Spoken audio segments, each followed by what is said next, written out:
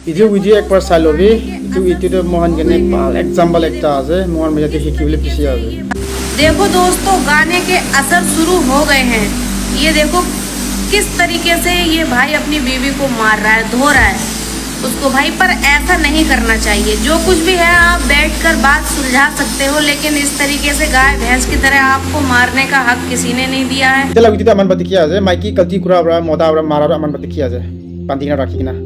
तो इधर मैं एक एग्जाम्पल दे मेरे हाली से अमखान मोदा माइकी रलाई हुआ तो नियम आजे एकनी जिन उधर रलाई कुरा बरा मुन चना आजे और अमखान मोदा माइकी शादी कुरा तो